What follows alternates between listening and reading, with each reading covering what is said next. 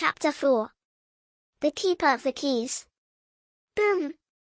The shack shook in the storm. Dudley woke with a squeal. Uncle Vernon rushed in, holding a rifle. Smash! The door flew off its hinges. A giant man stepped inside. He had wild hair, a tangled beard, and twinkling black eyes. He lifted the door back into place as if it weighed nothing. "Couldn't make us a cup of tea, could you?" he said kindly. He looked at Dudley.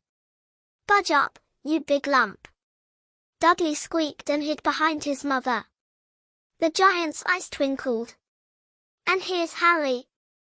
Last time I saw you, you were a baby.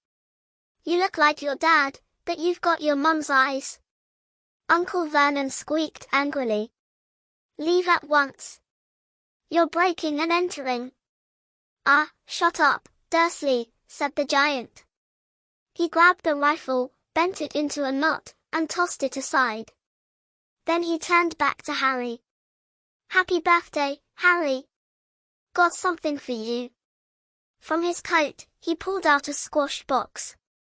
Inside was a sticky chocolate cake with green icing. "Happy birthday, Harry." Harry whispered, "Who are you?" The giant chuckled. "Name's Rubeus Hagrid. Keeper of keys and grounds at Hogwarts." He shook Harry's whole arm with his enormous hand. Hagrid bent over the fireplace. With a spark, a roaring fire filled the hut. Warmth spread through the room like a hot bath. Soon the hut smelled of sizzling sausages. Harry ate hungrily, but still stared at the giant. "I'm sorry," he said softly. "I still don't really know who you are." "Call me Hagrid," the giant said. "I'm Keeper of Keys at Hogwarts. You'll know all about Hogwarts, of course." No," said Harry. Hagrid looked shocked. "Sorry?" Harry added quickly. "It's them who should be sorry." Hagrid barked, glaring at the Dursleys. "Didn't you ever wonder where your parents learned it all?" "All what?" asked Harry. "All what?" Hagrid thundered. He leapt to his feet, filling the hut with his anger. "Do you mean to tell me this boy knows nothing about anything?" Harry blinked. "I can do math and stuff," he said. Hagrid shook his head. "Not that. I mean our world. Your parents' world." "My world?" Harry whispered. "What world?" Hagrid's face grew dark. "Harry, you're a wizard." The hut went silent. Only the wind and waves could be heard. What?" Harry gasped. "A wizard, of course," said Hagrid kindly. "And a good one, once you've been trained. With parents like yours, what else would you be? And it's time you read your letter." Harry opened the yellow envelope. It was from Hogwarts School of Witchcraft and Wizardry, inviting him to learn magic. Hagrid explained. "There was a dark wizard named Voldemort. He spread fear, hurt people, and killed your parents. Then he tried to kill you, but he couldn't. That scar on your forehead is from his curse. You survived, and that's why you're famous."